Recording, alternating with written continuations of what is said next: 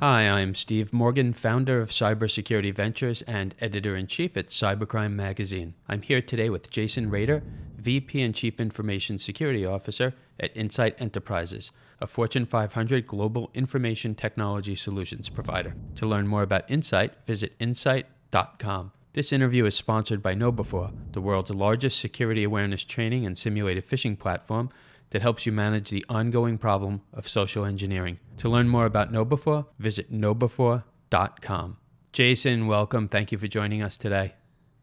Thanks for having me. So Jason, we recently published the top 5 cybersecurity facts, figures, predictions, and statistics for 2021 to 2025, and we'd like to get your take on them. It's a good way to, take a look at the industry. Before we do that, though, tell our audience about yourself and your position at Insight. So I am Insight's CISO globally.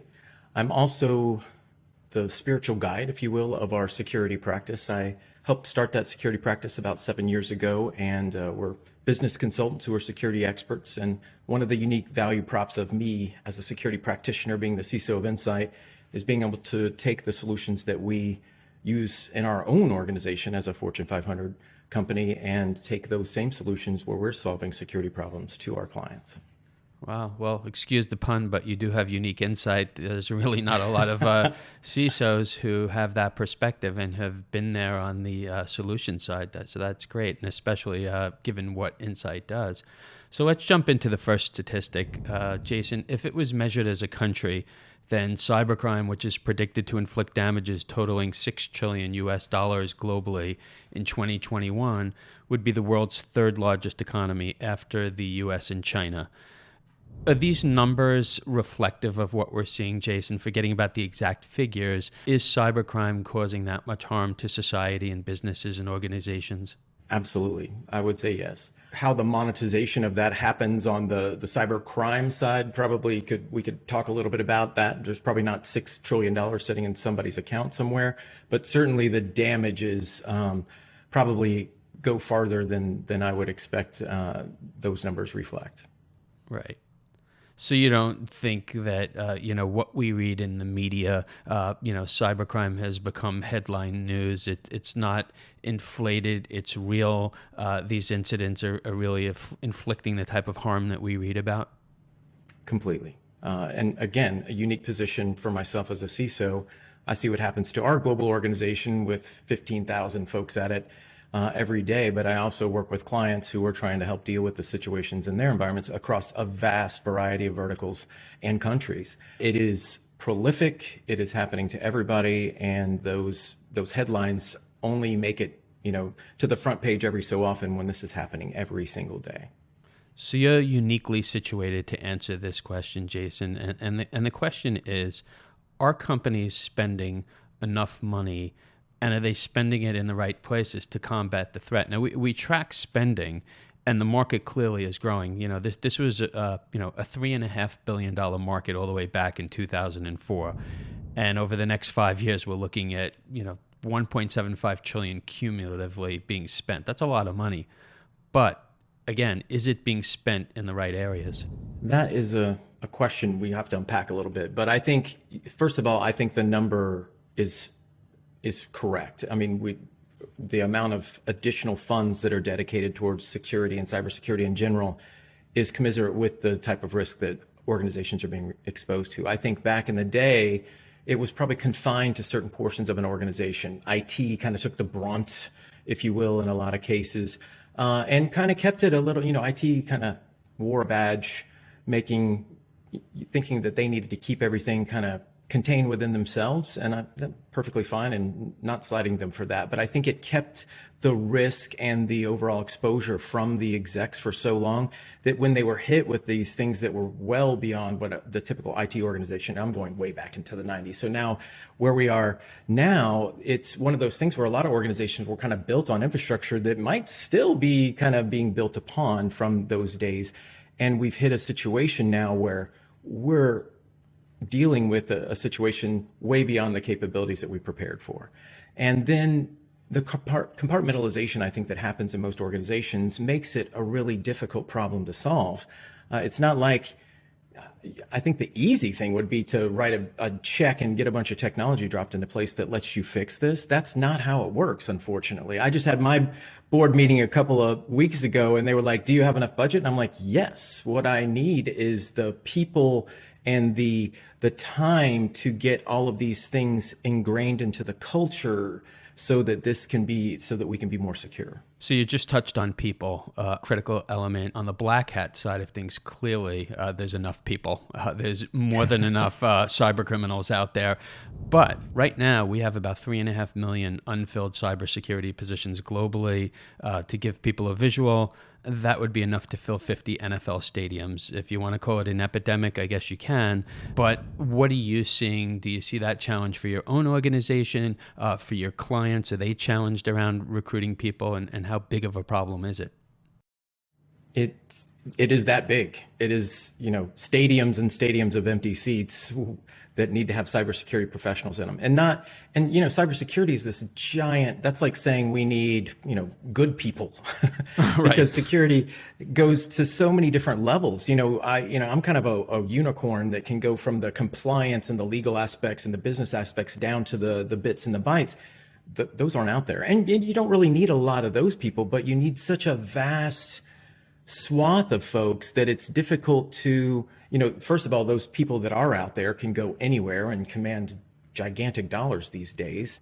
The fact that there's so many varying degrees and the new folks coming in, I love the initiatives that we have in our organization and the ones that I see out there. I very much want to support those of the pipelines coming out of university and even before university, high school. I'm working personally with some high school folks that I'm like, okay, we're going to talk as soon as you get out of high school, because there's some programs that we can get in as you're at university, because the curriculum in university is potentially dated, based on the stuff that's going on in the real world right now. When you get folks out of university or other programs, sometimes you have to train them up a little bit before they're functional within your organization. So there's such a massive amount of work that has to be done. There's no clear-cut way to accomplish all those things in an easy step. And I think that's where, in a lot of places, like if we were going to like truck driving school or welding school, those kind of vocations, which have complete respect for, their programs and onboarding are relatively well defined. But a cyber program or a security program that includes compliance or includes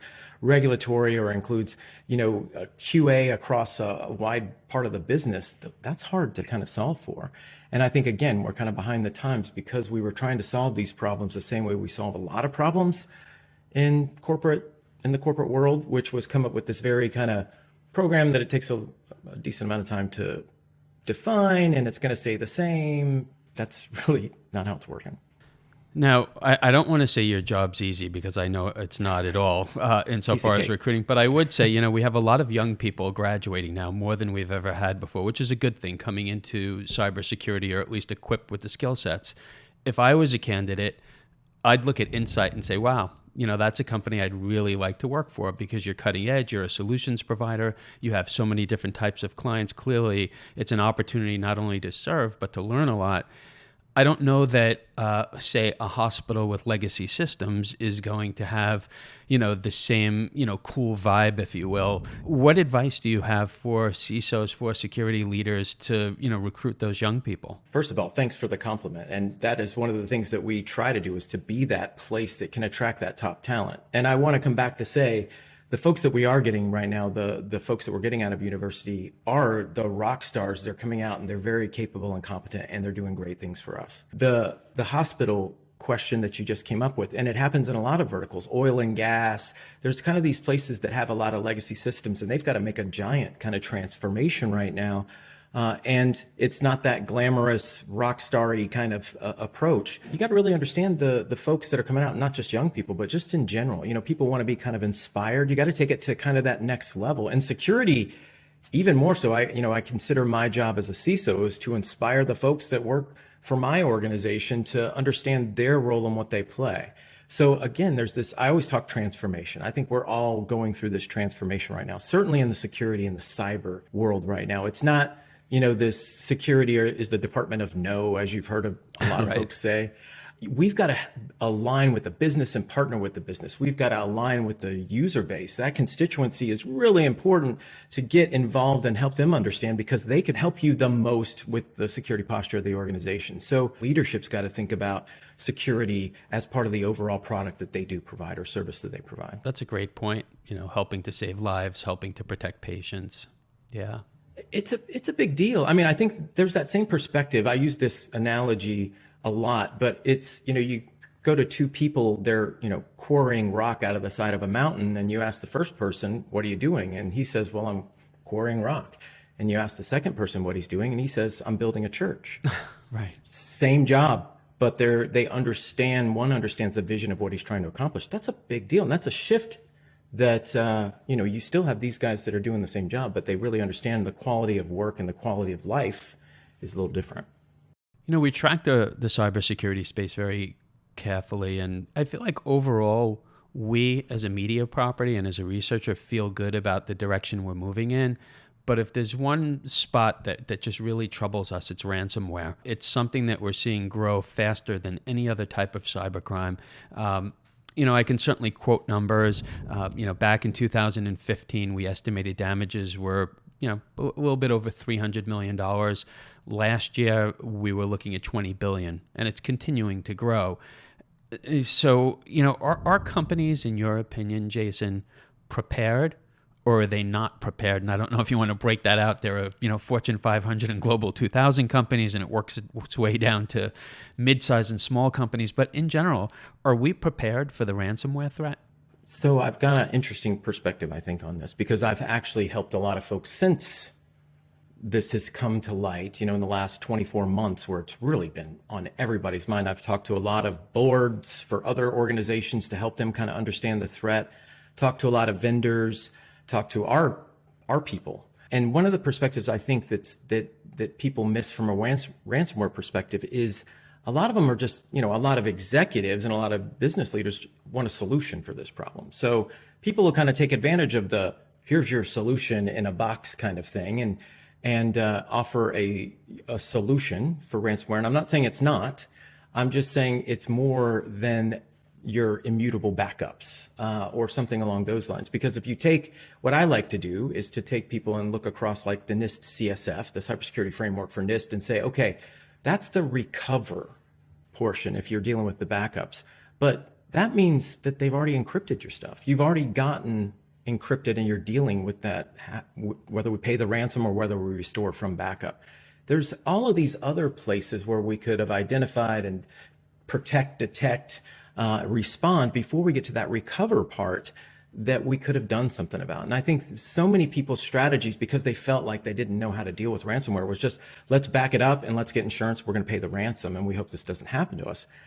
I'm like, no, we can be empowered if we just shift a little bit more towards that, identifying what's going on and being able to detect and protect and detect it. That's a way more important aspect of that. And the other thing, we're not just talking about a solution for ransomware. We're talking about a security program that's going to protect you regardless of what the threat is. And so again, transformation, people like to buy solutions, a turnkey solution that they can feel comfortable about. Okay, what's the cost? We did it. Great. Check the box. But security's almost never going to be like that, because the adversaries are out there. They're able to monetize what they know. And as you said, $20 billion is scratching the surface for what they could do if people are only going to approach this by trying to buy technology solutions that are turnkey, that are point in time, that don't grow with the organization or work into the overall program. So the ransomware actors, the cyber criminals, they're all after ultimately money or something they can monetize, data. And when you look at the attack surface, it's huge. In fact, I recently had somebody on and they said, what's a zettabyte? And I mean, they understood that a zettabyte is a way of describing just a very large amount of data, but they asked that in response to, statistic we put out, which is the total global data storage, 200 zettabytes in 2025. That's about, the size of the total, data landscape. It's enormous.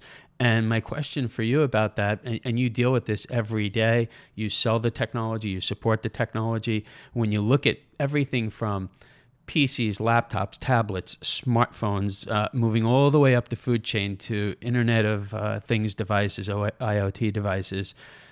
Are these devices secure? Are they as secure as they need to be? And how much of a challenge is that for today's CISOs? So many of them are things that, employees, walk in with that may or may not be authorized. Massive challenge. Before you know where to secure an application or to secure your development pipeline or wherever that happens to be, you've got to know where that data is. And you got to know why you have it. Because I would say that a lot of organizations have a lot of data sticking around that's regulated, that would be considered PII, personally identifiable information, which means if a bad guy gets access to it, and in healthcare, if a bad guy can encrypt the information, whether they take it or not, that's bad. That's a disclosure that has to happen. If you've got data that you don't need for business purposes that's potentially regulated, get rid of it. A lot of people are hanging on to a lot of data because they want to use put it in a data lake and do some AI stuff. I would say that the vast majority of it probably isn't that data that they're looking for. But again, if you're wanting to create a data lake or do those kinds of things with AI, and we talk about this a lot, you really got to get your hands around that. And it's something that has to go across all the lines of business of your organization. It's something that everybody's got to participate in, not just the security people, not just the IT people, because I find it my own organization, I know it happens in other organizations that we work with, where the engineering department over here or production or who knows? There's all kinds of research that goes on. Those repositories of information expose us to a lot of risk, and especially if they're using this because cloud technologies are quicker or faster or easier, or give us access to a platform that we wanted to use to make it easy to do our research. Well, you just put a bunch of stuff into the cloud that's regulated that now doesn't have the same security controls it had when it was on-prem, and we've got more risks that we're exposed to because of that. Right. And we didn't know about it because it was kind of out of bounds from the normal core actions of the organization. So those are the kinds of things that I think freak everybody out. Is data going away? No. More and more and more and more is going to be created, and we've got to get a hold on that, and it's kind of everybody's job. So I'm not sure if I've saved the best for last or the worst for last. You're going to tell me. We have in our country hundreds of millions of employees, and globally we have billions of employees, and all of these people either sit behind a computer, it can be a desktop, or they use a laptop, or they have a smart device and they're out in the field. And I'm curious to know, in your perspective, are these people, all employees globally, any more hip to security and able to help defend their companies than, 3 years ago, 5 years ago? Are we moving in a better direction? So I'm asking you specifically about security awareness training, companies helping their employees be a part of the solution. I want to say we've taken some baby steps. I think we are better, but it's baby steps. And again, I'm not a FUD guy, a fear, uncertainty, and doubt. I don't like to sell what I do with that. But I think those kinds of ransomwares made a lot of people pay attention. When my mother-in-law asked me questions about ransomware, obviously it's made its way into the populace. Really, I think that's probably 25% of what I consider my job, is making sure that the user base understands the risks that they expose the organization to doing their day-to-day, and making sure that they don't have to make those ethical decisions for the organization on their own, because we've got policies and we've got security controls in place that make them feel more comfortable. Giving them the boundaries, I believe, is an important thing. I don't want to keep people from doing stuff. I want to show them the boundaries that they can go right up against. We've got an initiative in my organization right now to do more BYOD, to do more of allowing people to work the way they want to work, because we want to attract that top talent that wants to work from home or work from an airplane or wherever they want to work from. So it's not like lock it down and okay, deal with it. It's like, let's enable, and we're reimagining how we can do things with passwordless and BYOD and those types of things. So that is not something that we can just cast aside and take out of the equation. We've got to deal with that. But people, they're going to constantly have to be retrained and made aware of the situations. And we've got to be honest about it. I think that having kind of generic programs that just say generic things about security, like phishing or those kinds of things, I love those programs. KnowBe4 and Precipio and all these different folks that are out there, they have great programs. But I think things have to be more specific to your organization. Don't say follow your company's policy. You should say, here's our policy and here's what we do. that makes it more meaningful to them. And I think that's a shift that we've got to make it more meaningful to people, to have them own it, because people really do start to pay attention when it affects them. Well, now, you said something that just jumped out at me. 25% of what you do is to, protect the employees. And if I understand, you might be, just saying that off the top of your head, but clearly it's really, really important at your organization. And I'm wondering, is it that important for other CISOs at large enterprises? And that's not to take anything away from them, because they're just dealing with so much. But is enough attention being paid? You have clients that you support and service. Are they spending enough time thinking about that? I would say in general, no. And that's no slight to my fellow CISO companion, Right. colleagues out there. I think that there's a lot of, again, I'm a big culture change, transformation kind of guy. So we've got to do this. So that's a hard problem. If you think about it, if you walk into an organization, because I've, from a security perspective, I've walked into this organization, even though I worked here, to try to change globally the way that people think about something that wasn't me before. Now I've got to figure out where we are. I've got to figure out how we can take us to the place that I think we should be, that aligns with where leadership wants to go, that aligns with where the lines of business want to go. That's a massive kind of endeavor. That's not security. That's kind of politics, right? There's a lot of things involved in that. And I think that what CISOs really need to do, and I know they know this, is that influence without authority is an important aspect of what a CISO does. That you don't get a magic wand that makes people do what you say. You've got to influence people without necessarily having that direct authority over what they do. So that means you've got to come to the table with here's how I can help make you better. Here's how we can be better and do this together without damaging the mission, or affecting the mission in a negative way that you're trying to accomplish. And that's not in a security book. That's something that you've got to kind of do from again, culture perspective. And I think that's hard. And especially, I'm fortunate enough to have leadership want me to do this and back me to do this. Certain verticals, like we've already kind of talked about, they're kind of looking more tactically to kind of, let's not hemorrhage any data. Let's not end up on the front page. And I think, again, not everybody's ready for this kind of tipping point of change, but I think once the folks do make the turn, talking about it and talking about how we did it is going to be really important for us to share the successes. And I say we talk about the failures as well. It's not easy. Security is really hard. And I think it's unfair that we kind of go out there and, I don't want to say fake, but we never talk about all the warts that exist in the organization. It's hard. Every single organization's got things and struggles that they need to deal with. That's okay, because you can make progress. And I think that's why, having a camaraderie of CISOs and other security practitioners that can talk about those things and share those successes is really important. Jason Rader, thank you so much for joining us today. I learned a lot having you on, and I hope you'll come back on soon.